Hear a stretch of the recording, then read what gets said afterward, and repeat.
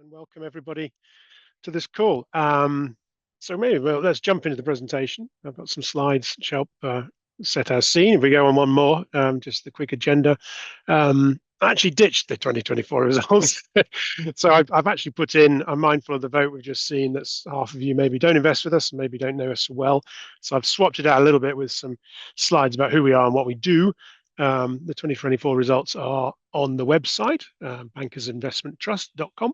And really, I won't go into too much of them. A difficult year in the sense of two halves. First half, we did outperform global benchmark, and the second half, we didn't. Basically, with the US sort of election, so exceptionism and, stocks like Tesla going up, which we didn't own, took a bit of performance away from us in the second half. But there's a lot more detail online, so rather than waste time here, I'd rather talk about what we're doing and what we're investing in, our outlook and current portfolio positioning. So let's jump on one and quick sort of introduction for those that don't know us so well. And as Mark said, really, actually, the trust is an old one. It goes back to, it was launched in 1888.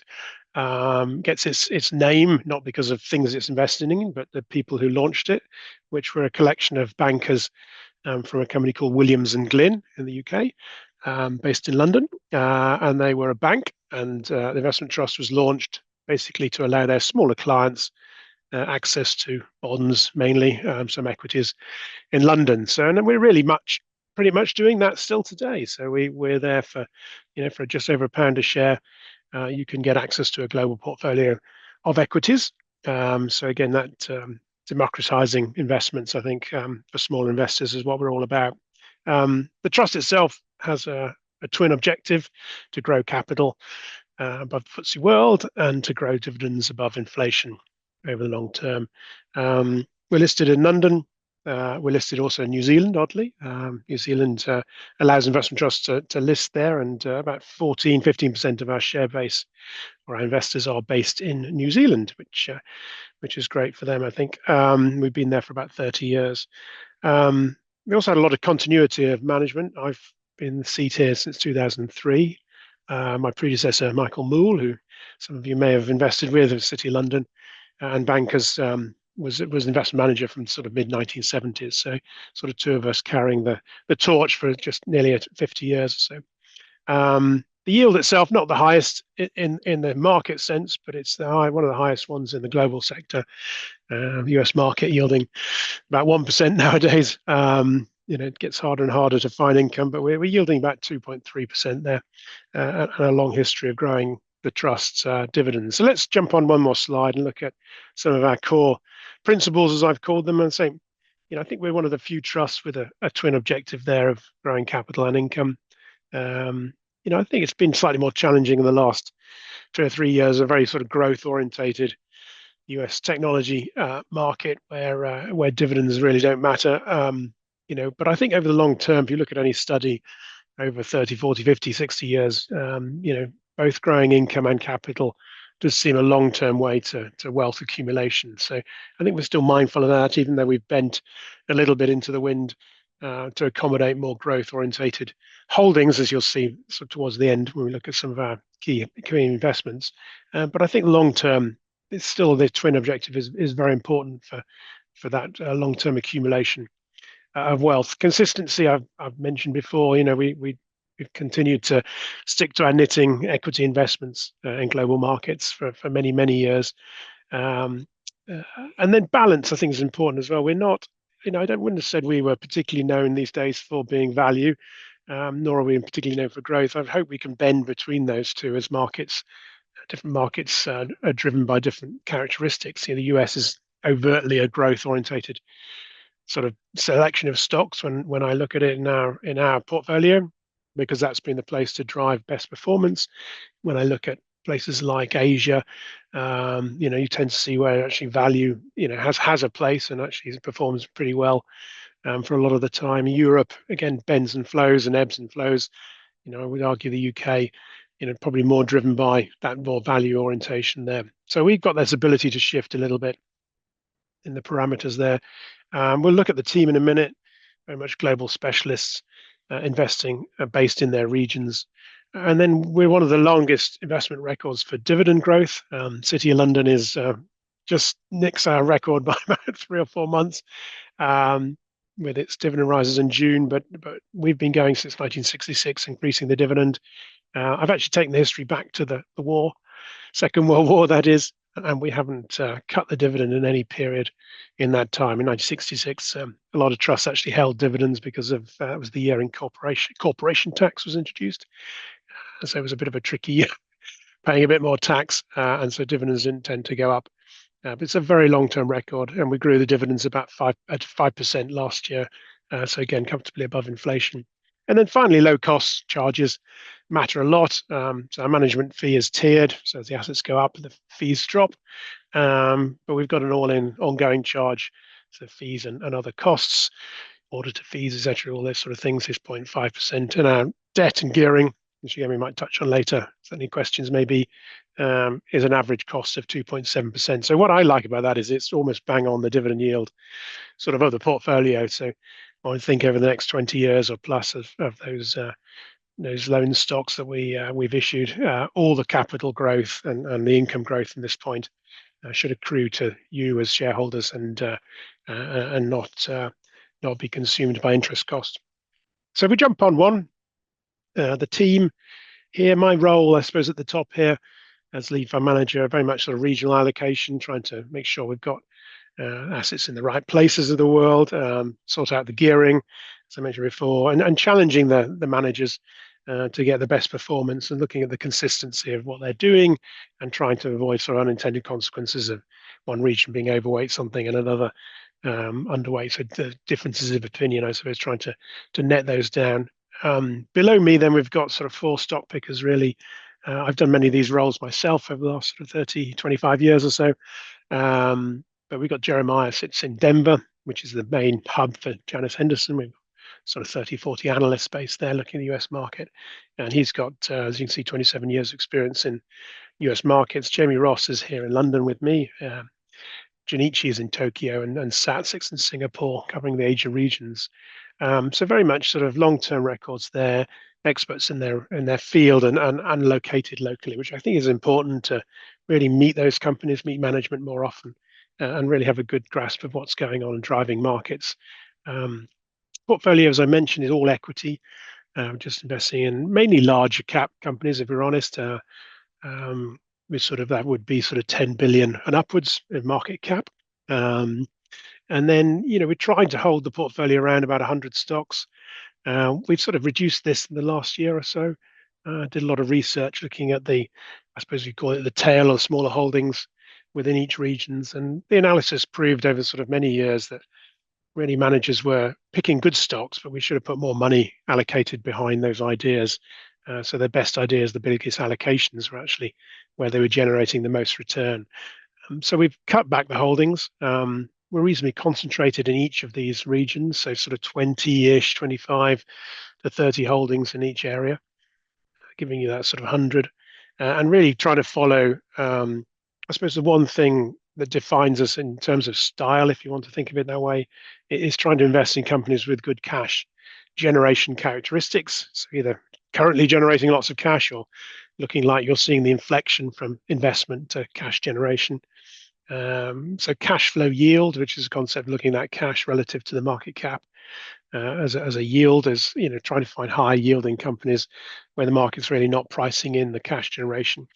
I've always thought cash is probably, of all the characteristics you look at in a company relative to profit, certainly it is a number that's less easy to manipulate, should we say.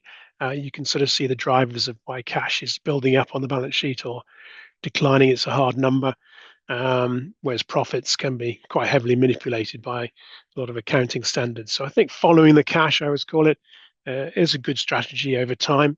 Again, there are certain periods when it struggles a little bit, when the market's more thematic or wanting to sort of believe in the future very heavily and the benefits of things coming through. But I think over time, ultimately, good companies generate cash, and they've got sort of I suppose, their future is defined by the dividends they can pay, companies they can buy, capex, and all again driven by the cash generated internally. So that's sort of the team really. won't labour too long there, and we'll look a little bit more at the outlook we're seeing. So if we jump on a slide two, maybe one more.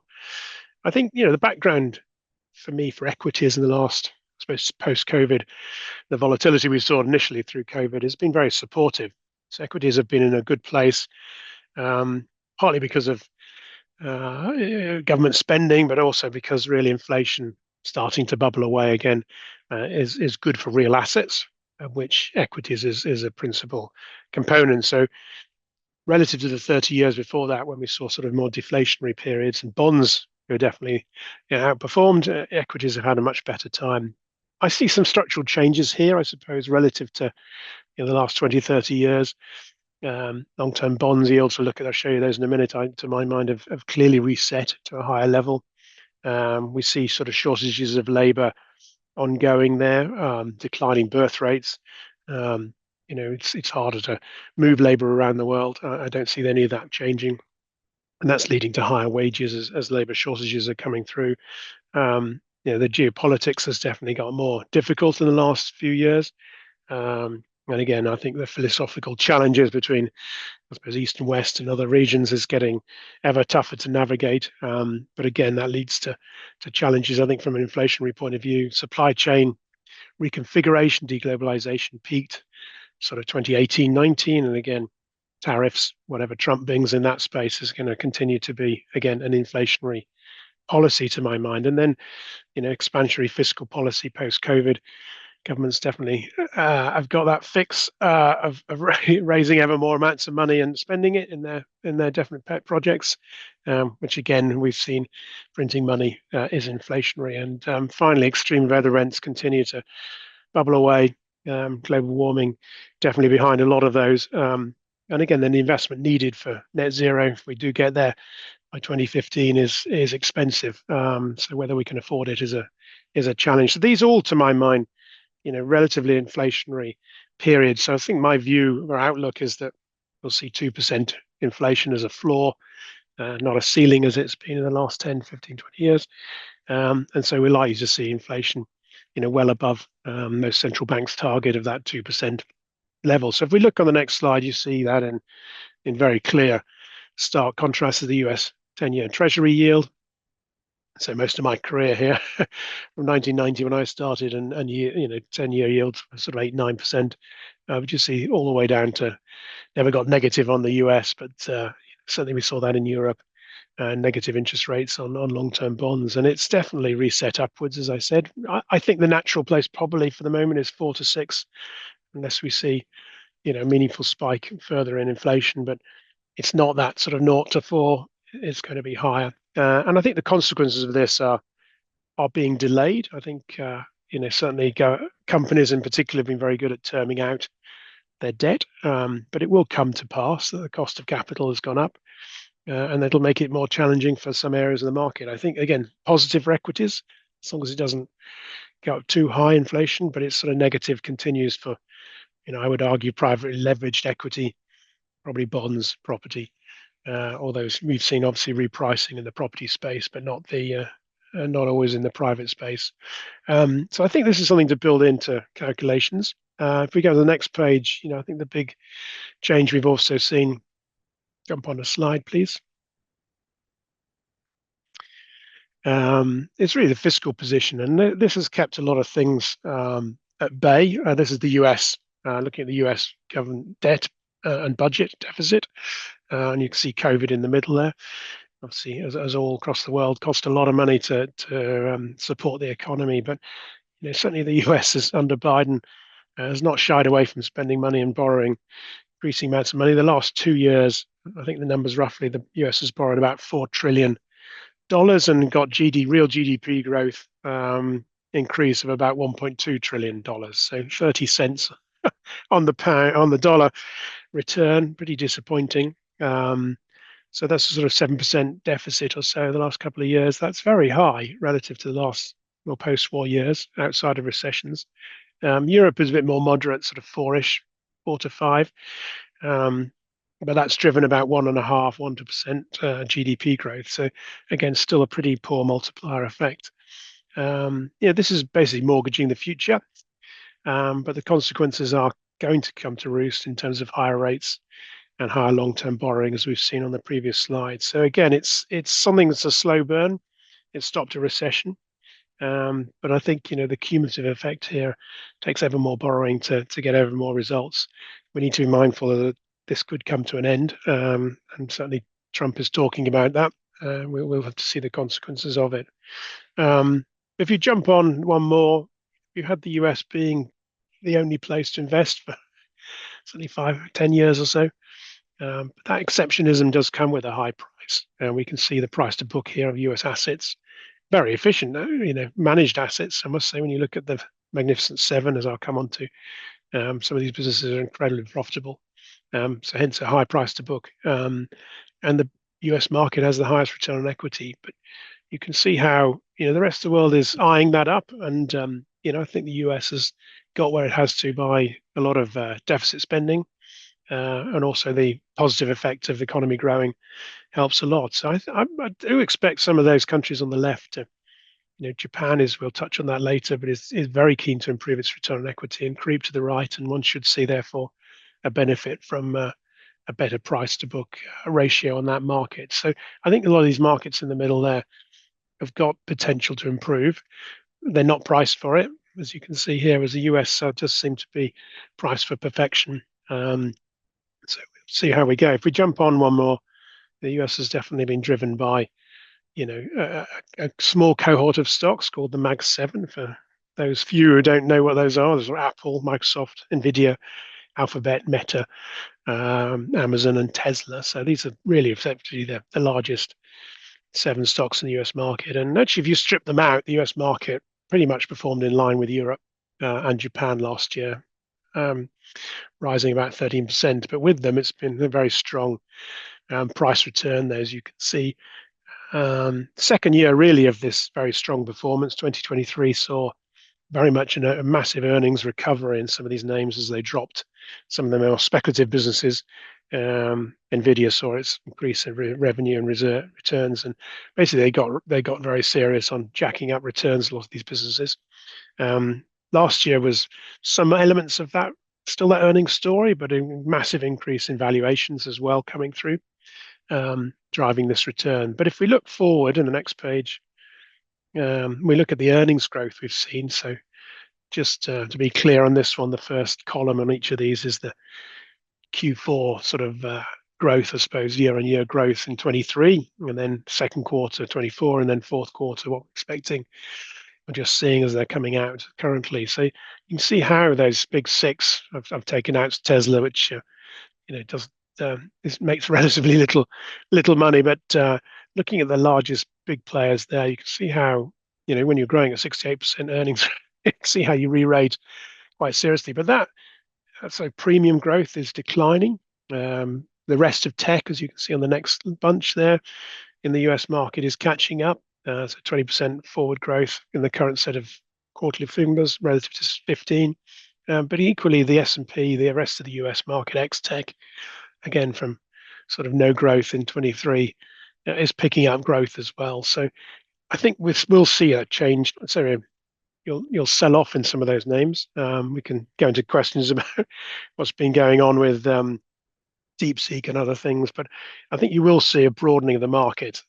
So last year we saw was the narrowest concentration of returns that we've seen in 50 years or something. I think only about 25, 26% of S&P companies outperformed the index. I do think the fact that so many companies are growing, on a comparable almost rate with those large US names, should lead to a broadening and should lead to more a wider selection of stocks outperforming, which again should suit the banker's portfolio. So let's jump on one quickly and look at some themes, as I'm conscious of time and getting some Q&A. I think we're not necessarily a thematic investor. We don't sort of sit in an ivory tower and conjure up interesting themes, but the themes come through, I think, in terms of when these regional managers are picking stocks. So I've listed some of the stocks on the right-hand side in the semiconductor space. And I think what we're very excited about here is not really AI. in the sense what we're very excited about, I think, is that the capital expenditure on chip manufacturing is likely to accelerate for another 2 or 3 years, and big element of that is onshoring.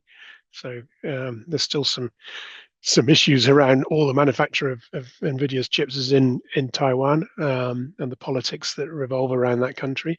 Both Europe, Japan, China, and America all want to onshore more chip manufacturing, so that's going to be a big increase in capex. We've still got some big advancements in semiconductor nodes, as it were. So the size of chips are reducing as Apple is moving from sort of 3 to 2 nanometers.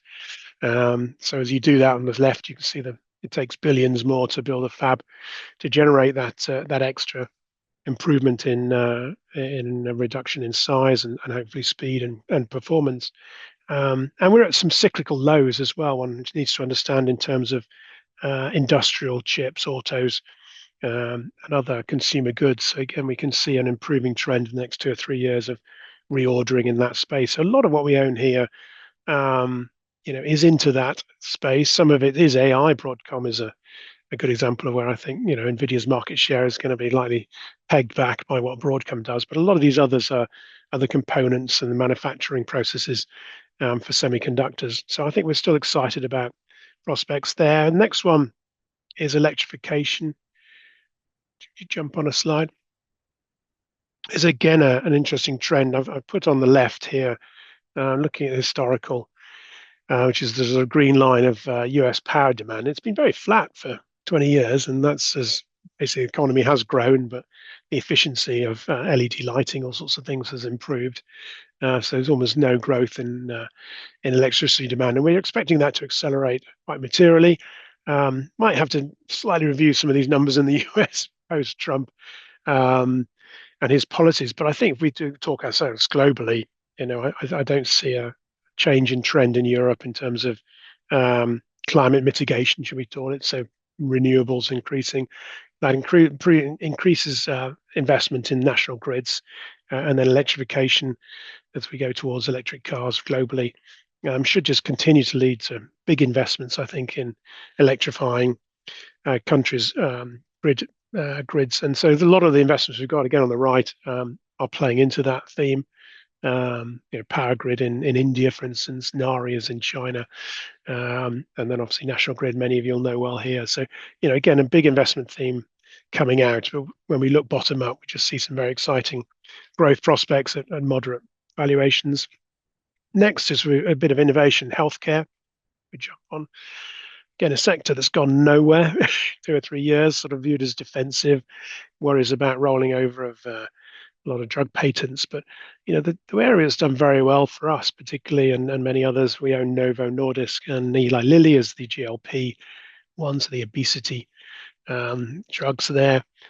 Again, proving that they actually do a lot of health as well around the heart and other areas. So we see that as a particularly strong growing market. I'm not worried about the gyrations we've seen the last sort of few months. I think the volumes are going to come through very strongly, and there's a big enough market here for more than two companies to operate. But I think the market's underpricing. This is a good example where I think the market's focused too narrowly on AI in terms of the winners, because it hasn't thought about the industries that benefit. And if AI is going to take off, it'll be about wider industries adopting it. And to my mind, healthcare, the provision of healthcare as well as drugs and pharmaceuticals, is a clear winner, an area where AI could reform and lead to efficiencies, productivity gains, and new innovations. So again, an area that's not priced for it, but I think is some great opportunities.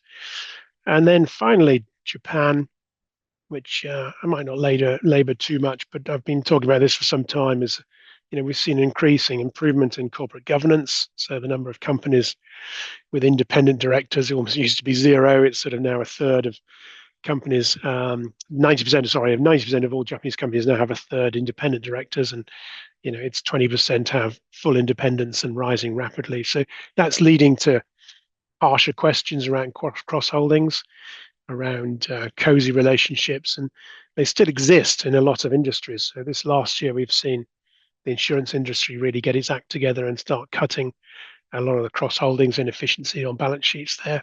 And we've seen a very improved return to us as investors in Japanese insurance. There's lots of opportunity in companies like Toyota to cut some of the cross holdings there and improve returns to investors. So as we show here on the slide, I think the key mine is a strap line. Over 10 years, the compounding growth in earnings has been about 7%. But for dividends, it's compounding at 9 and share buybacks at 17. So we're seeing acceleration of companies wanting to improve the balance sheet, improve return on equity, shareholder activism demanding better returns coming through. So all good news. Jump on one more, two more actually, maybe. Just look at the, let's wrap up quickly on the portfolio.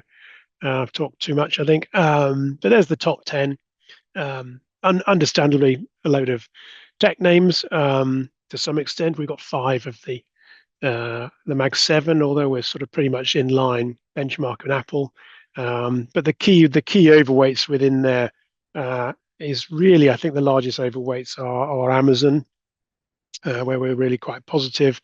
Alphabet we've been buying back into as well, which again we see a lot of the risks there beginning to de-risk a little bit in that stock, and it's been a bit dull for 6 months. Amazon, I think, is all about profit margins improving, growth in advertising, and you've got obviously the cloud-based AWS on the top as an icing. Microsoft, again, a little bit less about, to my mind, about Azure, but again, there's a nice PC cycle building. I think figures yesterday showing quite positive returns coming through in that side of it, and each way bet again on Azure, OpenAI, and then Meta is probably the next one that's just off the list. But we do seriously is number 9, which again we're getting more positive on.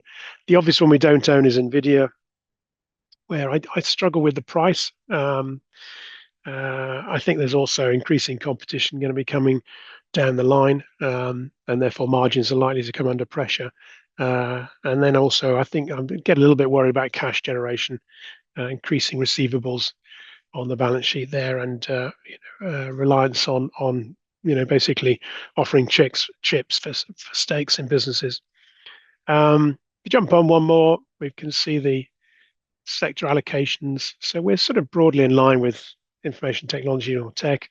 I think the key are overweights to me, in my mind, in financials.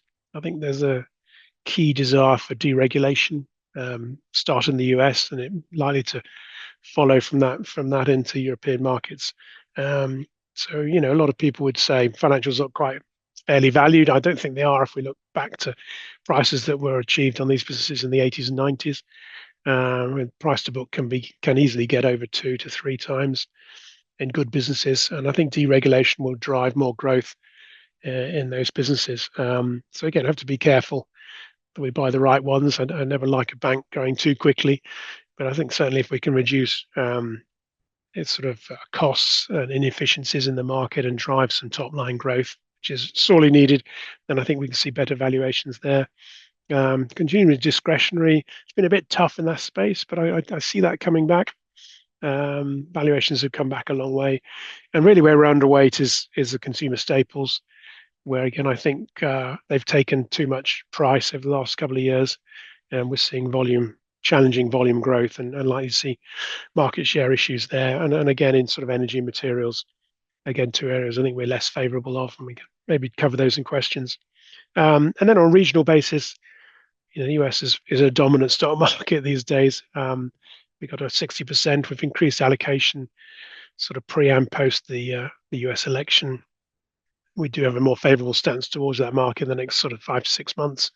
But as I mentioned earlier, I think there's an element of mortgaging the future going on there in terms of issuance of bonds, and I think it's an area to be a bit cautious on over the medium term. But I think in the next 6 months, there's still going to be some positive wins and to keep that market going. I think I might stop there, conscious of time. Actually, sorry, a couple more very quick ones. Next one is dividends growth. There we go, just showing us the dark line. We had obviously a rise in inflation 22, and we've seen that come through in profits and our dividend growth. So we're now back above dividends. And then finally, the discount. I'm sure somebody will ask this. Preempted again. One more slide, please. I think bankers is like a lot of trusts, and certainly in the sector, are trading on a discount. I think we're about 9% today. But we've been steadily buying back shares. We bought at 5% back in 23, about seven, maybe 8 or 9 in the last 12 months. We're quite happy to continue accelerating that buyback, and we see good value. This reminds you, we were on a premium back in 2019 to 21 or so, and slightly before that as well. So I don't think there's any reason. Our assets are easy to value, not like an infrastructure fund. And the biggest sellers being private wealth advisors, I suppose. Understandably putting clients in sort of low coupon gilts. I think that story is sort of largely playing itself out. And hopefully they'll be back to buying good quality managed investment trusts in due course. So let's stop there. And Mark, happy to go some questions. Super. Thank you very much, Alex. And we'll carry on the discount front because, yes, you're right. The most uploaded question is on discount management. Yep. The comment is that the level of buyback is clearly not sufficient to get us back to where we were a few years ago. What about a tender offer for 25% of capital? These things seem more effective.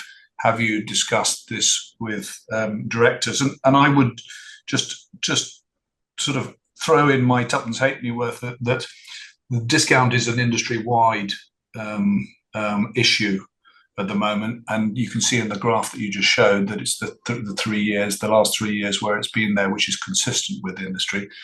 And I think also, personally, I see more of an issue when a discount is associated with an underperformance.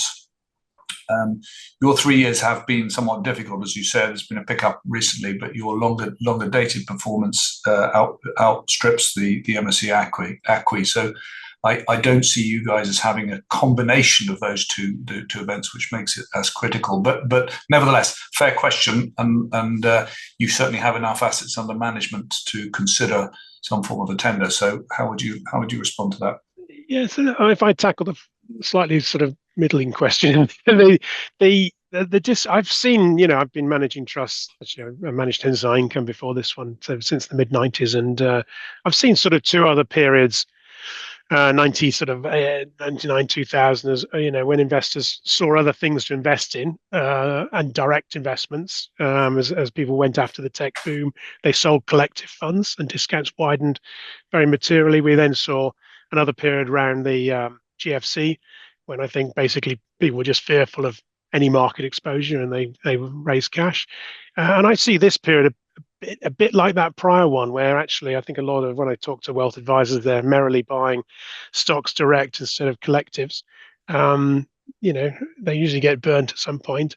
But there have been these clear phases when discounts across the board for all investment trusts have widened, not just a performance issue in one trust relative to others. So I've seen them before. I think they'll come back again. In terms of us, we started trying to, we thought we've been buying back, so no issue with buyback. We've issued stock in the past. We'll buy it back at a decent discount, and we've used about 5%. And then I said we used about 7 or 8 or something last year. We've accelerated that into this year. We've taken the power of a year to buy 15%. So I think I'd rather try and accelerate the buyback and see if that has any material impact. As you say, so far a little, but not a huge amount. So let's accelerate it first. And then if we need to, I'm not sure a clearing event of a 25% tender is going to have that. It might just reopen up another problem the other side. So let's try and accelerate the buyback on a daily basis and see if that has an impact. If it doesn't, we'll move to plan B. Okay. Yeah, I think my point was about frustration, and I think if you do have the combination of underperformance, then you have shareholder frustration, and at that point, you need to think about a more nuclear option. But I'm sorry, I'm answering your questions, which I shouldn't be doing. The next question is portfolio related. There's a large concentration in US mega cap tech at the moment, at a time when there are ever more questions about valuation sustainability. Obviously, in the last week or so, renewed data on potential winners. Why increase the weighting on this part of the portfolio now? And I'm conscious you've spoken about this, but if you wouldn't mind just readdressing. Yeah, well, we're about 18% in that Mag 7 complex, and I think it's 25% of my benchmark. So it's a huge number. It's sort of 33 or something of the US market. So we're technically underweight. And as I said earlier, we own 5 of the 7. I think Apple is sort of, we've been taking some money out of Apple.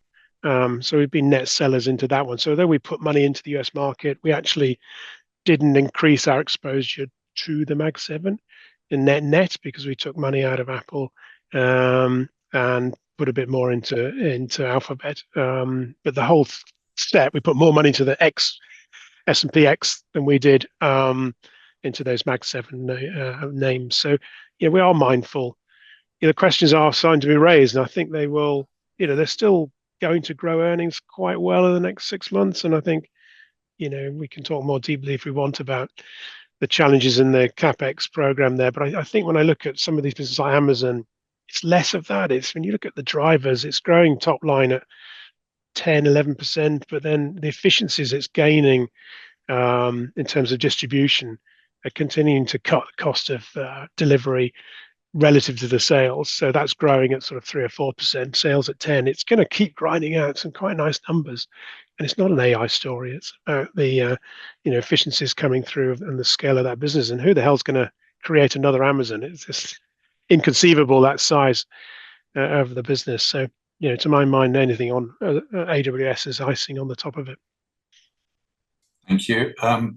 Slightly different direction question on the portfolio. In terms of concentration, the writer agrees with the overall approach, given academic research supports this conclusion, but there's a danger that you've also sold out of some cheap mid-cap companies at the wrong point in the cycle, given that mid-cap has underperformed large media over the last 5 years, large mega cap over the last 5 years in particular.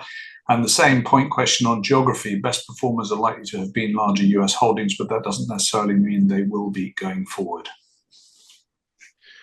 There's always the inevitability you sell something that you wished you hadn't. I think it's inevitable to sell something, but have we sold and reinvested in others that we're happy with? So I think it's an interesting question. Again, I think for us, I like to sort of think that hopefully we're a simple concept to invest in. So if you've got a client that says, yes, one of your investors, I really like small cap, then buy a small cap specialist. Don't buy somebody trying to be a small cap specialist. And there's some really good trusts doing that. I still think larger companies have access to cheaper credit, have access to some opportunities. Global opportunities that maybe some of those mid-sized don't have. And so some of the challenges of why they've been struggling in the last few years of labor, all sorts of other, the cost of, can they afford the cost of, what AI might bring in terms of productivity gains or automation. I still think that's sort of 10 billion upwards, which in the US is mid-cap, by the way. Got plenty of US mid-cap. Is likely still to be a good advantage, I think. But yes, we've sold out a few names. I've kept some interesting ones. Cranswick we still own. Intermediate Capital, which used to be mid, but have got bigger as they've done well. So we've not thrown everything out. And hopefully what we've kept, I think, should do well. And then I think what was the other one was about regional. Yes. I said clearly, I think, certainly for 6 months, I just see the US policy. Will we get some lower? If Trump cuts taxes down to 15, it is beneficial for onshore US. The first phase of tariffs will be beneficial to US companies, but will there be retaliatory tariffs down the road that won't be? So I think it's watching brief. But I did feel the sort of first 6 months of Trump's presidency would be very pro business, pro stock market, pro US. Stocks, I reserve the right to turn around the mid-year and say, right, it's all in the price, and we need to move in other places. So, but the portfolio is, it's I would argue it's underweight Mag 7 now, but sort of equal weight non-Mag 7. But that means we're slightly underweight the US in the benchmark, which is sort of 68% or something. I think is the US market. We're at 62 or something. So. And I would add, I think that concentration, conviction are 2 reasons why one goes for an investment trust. I don't think one wants to necessarily see an investment trust anywhere near a benchmarks. Yep. Next question. We've seen companies like Taiwan Semiconductor share price rise significantly, while ASML hasn't. What is the outlook for companies involved in AI transformation from foundries, equipment makers, semiconductor manufacturers to some of the hyperscalers? And I know you talked about a little bit about the sort of potential user base, but this is more value chain, I think, question. Yeah, so I think ASML and the thing there is very lumpy. It's a big machine, and it's very lumpy order books, and it's also when they get ordered in the life cycle of building a foundry. So TSMC is producing all of NVIDIA's chips and many others for many other companies, and Apple included. So it's in production phase. So as orders come through, cash is exploding upwards. So you can see why. We own that one. I think I've got that one as well. So we're doing well there. My argument with the others is, we'll see these foundries built, and in 2 or 3 years' time, we'll probably be talking about a glut of chips and the pricing coming down. Again, different time, different. That's where the beauty of these active investment trusts, we can switch around and find the opportunities there. But I think you've seen with ASML, I think slight downdraft in terms of Chinese orders definitely were preempting tightening from the US. So he's probably brought forward orders into 22, 23, and then we're seeing a slightly, probably just an air pocket in orders as they come through, we think, in 25. And that's what the company is telling us. So let's see how we go. And then, the other companies like KLA, very excited about that one. Again, all about as chips get smaller, KLA do a lot of the processes for, effectively checking the quality of those chips. So as they get smaller, the failure rate goes up. So again, having that extra layers is incredibly important to that business. So we should see as these foundries get built, get invested, the order books go up for these companies. So I still think we've got another 18 months to 2 years of strong orders coming through. And then we start to worry, no doubt. It's a cyclical industry. It's always price to book to bill, the order book against deliveries. We'll remind ourselves again, it's cyclicality, and that's not in the price of some of those names in the semi. Thank you. Can you talk a little bit about gearing and how you gear, whether it's CFDs, bank debt, what you use, how you apply it, and level and trend now, please. And if they see you gearing up, is that a reflection of bullishness? Yeah, so I think the secret with gearing. So these are investor trusts are corporate entities, so they can borrow money over the long term. And the key, really, I think, is always to have some very good long-term borrowing, which allows you to have some flexibility not to have to borrow when rates go up. And so over the last sort of 7 or 8 years, as those interest rates on that graph I showed you headed to almost zero, we were sort of pushing out our debt into the longer term from the short term, where we had a lot of short-term borrowings when it was very cheap. And so we've got, I think, the longest dated, it's called loan stock, the longest basically debt we've issued is out to 2045. And we've got some the next, into 30s, mid 30s, and out there. So, we borrowed over the long term. The average cost is 2.7, as I said, percent. So we got some quite low cost euro borrowings, which was quite good putting on. And that means we've got no short-term borrowing. So I'm not borrowing from any bank at the moment. I can do. And if rates come down, then yes, if they get below 3, we might look at borrowing again from banks. But at the moment, I don't need to because we pushed it all out nice long term. So if I'm fully invested, which is probably the normal, I think what you should think of us for bankers is we'd normally invest everything.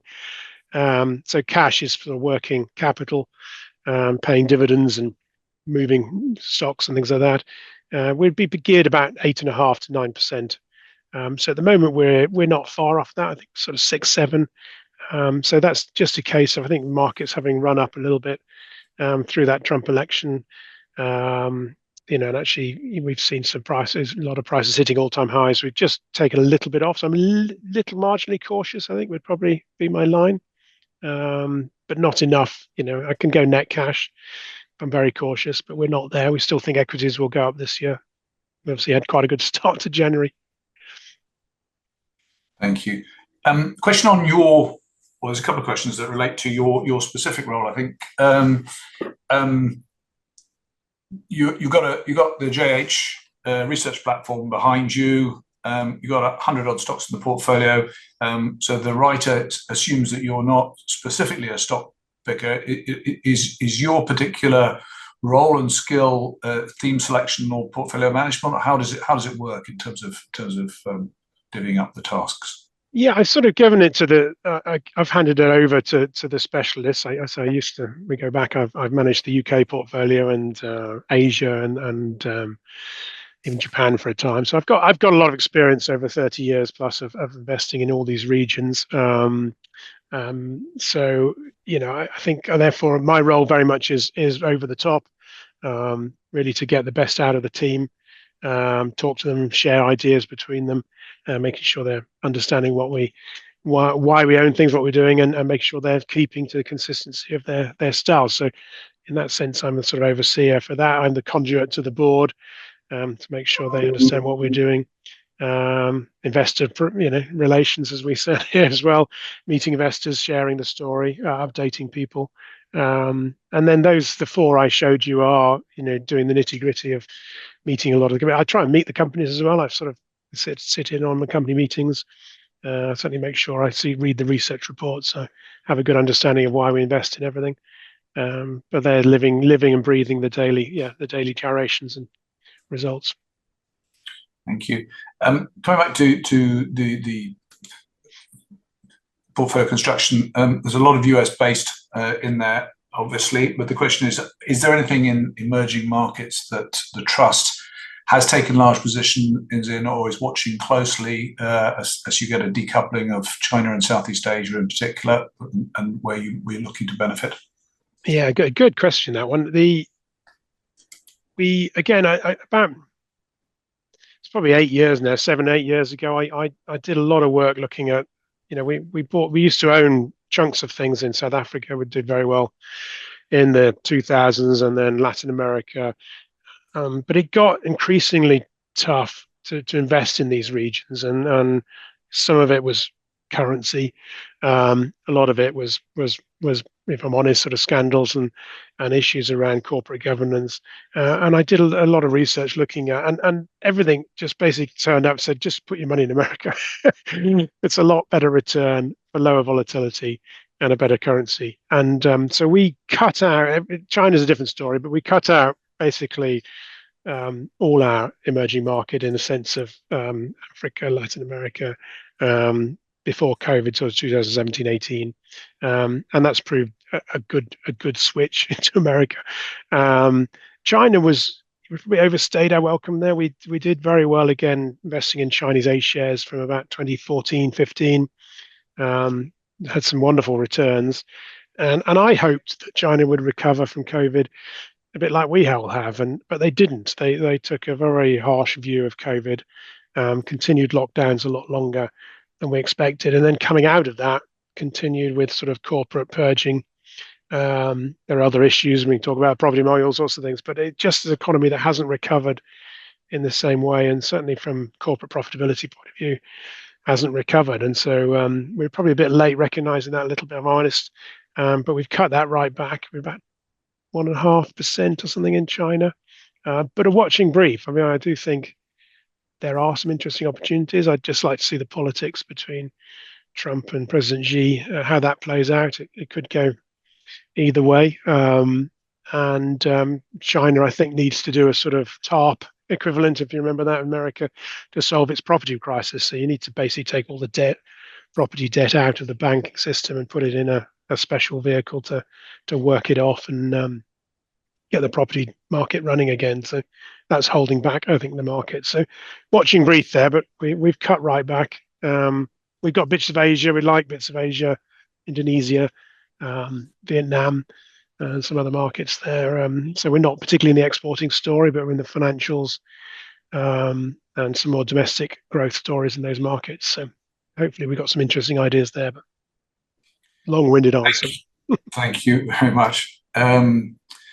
there's a request to see the 1, 3, and 5 year performance relative to the benchmark. I'm not sure if you've got that. It's all on the website. I just think, and I haven't got it in here because I just it I was keeps getting out of date, and I keep urging people go and have a look at the website.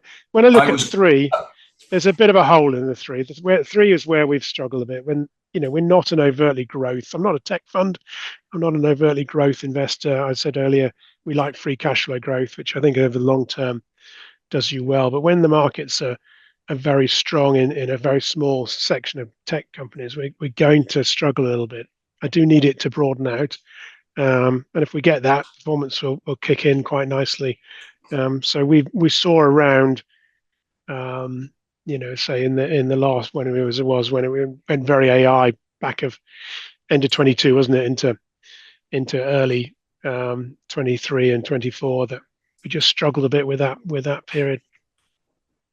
Yeah, I was going to say the website is fantastic. There's an excellent interactive graph which gives you one month, 3, 6, 1. Yeah, and it updates daily. So better than my presentation. And it doesn't hide anything. It's share price, net asset value per share, and FTSE World total return in sterling. So it gives a very clear picture. If you're a huge bull of AI in the short, I think we're probably not the best place. But if you're a huge fan of AI transforming other industries, which it has to do, I mean, otherwise where's the money come from?